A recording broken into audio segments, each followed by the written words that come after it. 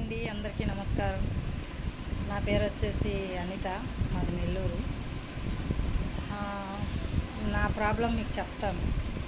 నేను చెప్పినా మీకు అర్థంగా అవుతుందో లేదో నాకైతే తెలియదు. నాకు డయాబెటిక్ అంటే ఇది నా ప్రాబ్లం. కాళ్ళు కూర్చొని వచ్చేది కాదు, నిల్చుకొని ఇచ్చేది కాదు, కనీసం ఫోన్ కూడా పట్టుకోవటం నాకు తెలియదు.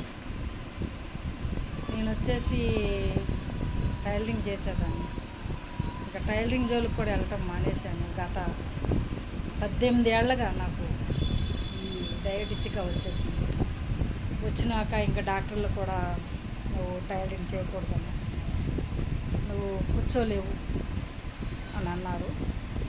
ప్లస్ ఇదే కాదు, మైనస్ ఇంకోటి ఉంది నాకు, ఫిస్టిల్లా. మీకు తెలుసో లేదు, అది కూడా అది వచ్చేసి నాకు గత 20 ఏళ్ళగా ఉంది. అది నేను చాలా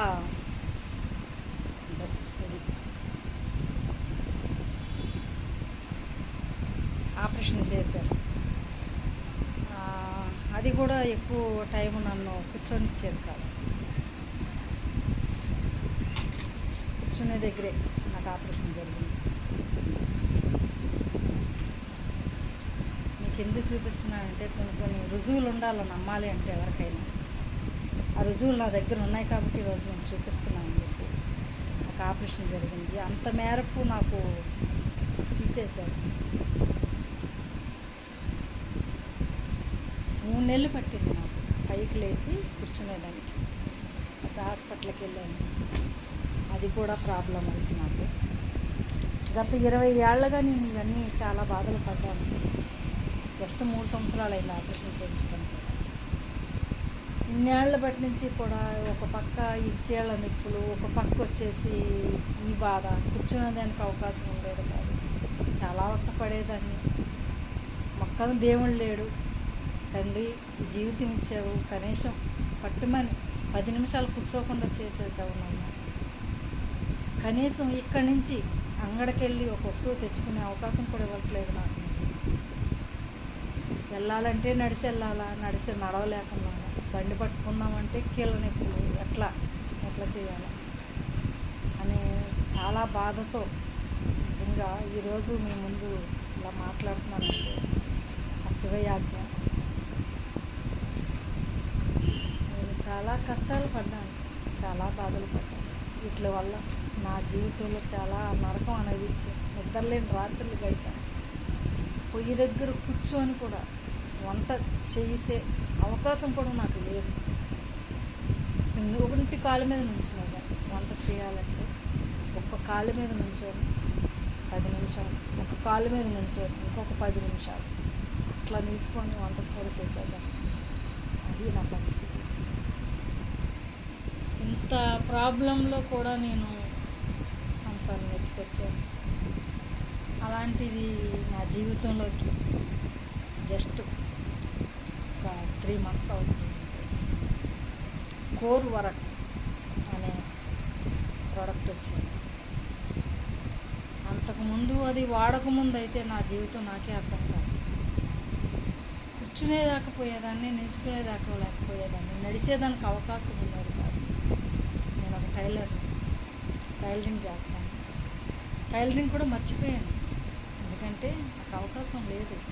అందుకని అట్లాంటి బాధలన్నీ పడి చాలా విపరీతమైన కష్టాల్లో ఉన్నప్పుడు ఒక ఫ్రెండ్ ద్వారాగా జిఎం సార్ గారు, రవి సార్ గారు మా ఇంటికి వచ్చారు. వచ్చి, అమ్మా నీకు కీళ్ళవాతం అది ఉందంట, చెప్పున్నది మీ ఫ్రెండ్, అందుకని మీ ఫ్రెండ్ వాడుతుంది, ఈ ఒక్క బాటిల్ వాడి చూడు, కోరు వరకు అనే ఒక్క బాటిల్ వాడి చూడు, నీకు డబ్బులు వాపస్ కూడా ఇచ్చేస్తాం మేము, మీకు కానీ తగ్గకపోతే. తగ్గితే నువ్వు వాడు, తగ్గకుంటే నీకు మేము డబ్బులు ఇచ్చేస్తాం అని ఎంతో నమ్మకంతో చెప్పారు. చెప్తే నమ్మాను, నమ్మకంతోనే తీసుకున్నాను. నిజంగా ఫస్ట్ అయితే ఇన్ని వాడున్నాను కదా, ఇన్ని అనుభవించుకున్నాను కదా, కాళ్ళకి కరెంట్లు పెట్టించుకున్నాను. ప్రతి వారానికి 2 రోజులు, శనివారం బుధవారం పెద్ద హాస్పిటల్కి వెళ్ళి కరెంట్లు పెట్టించుకున్నాను 2 కాళ్ళకి. ఈ కాలు ఒక రోజు, ఈ కాలు ఒక రోజు. అసలు అది పెట్టించుకున్న కాసేపు వరకే, ఇంటికి వచ్చాక మళ్ళా నైటు మామూలు యథాప్రకారం. నాకైతే నా జీవితంలో నిలబెట్టారు నన్ను. అయితే నా కాళ్ళ మీద నేను నిలుచుకునేలా చేశారు నన్ను. ఆ సార్లు ఇద్దరికీ నా హృదయపూర్వక కృతజ్ఞతలు తెలియజేసుకోవాలా.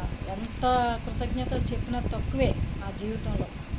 ఎందుకంటే ఈ రోజున నేను ఫస్ట్ మీటింగ్కి వెళ్ళినప్పుడైతే ఒక్క 10 నిమిషాలు కూడా కూర్చోలేదు. నా వల్ల కాదు. రమ్మన్నారు, వచ్చి కూర్చోమ్మా, మీటింగ్ విను, నీకు అర్థమవుతుంది అని చెప్పారు. సరే వాడుతున్నాను కదా, వెళ్దాం ఏమైంది అని వెళ్ళాను. అస్సలు ఉండలేకపోయాను. 10 నిమిషాలు కూడా కూర్చోలేదు. ఎందుకంటే నా ప్రాబ్లం అటువంటిది. కూర్చోలేదు. కూర్చోకుండా అట్టే ఉన్నాను. ఆమె ఇటు కాసేపు ఇటు కాసేపు అట్లా ఎట్లో బాధపడతా ఉన్నాను. చూస్తూనే ఉన్నారు నన్ను సార్లు ఇద్దరు. ఉండలేకపోయాను. ఏమన్నా అనుకొని నా వల్ల కావట్లేదు, నేను కూర్చోలేను, కాళ్ళు నన్ను కూర్చొనివ్వట్లేదు, ఎందుకు ఈ బాధ అని చెప్పేసి వెళ్ళిపోయాను. మీటింగ్ నుంచి వెళ్ళిపోయాను అప్పుడే. కానీ ఈరోజు మీటింగ్లో గంటలు కూర్చోగలుగుతాను. ట్రైనింగ్కి తీసుకెళ్తున్నారు సార్లు అందరూ నన్ను. ట్రైనింగుల్లో కూడా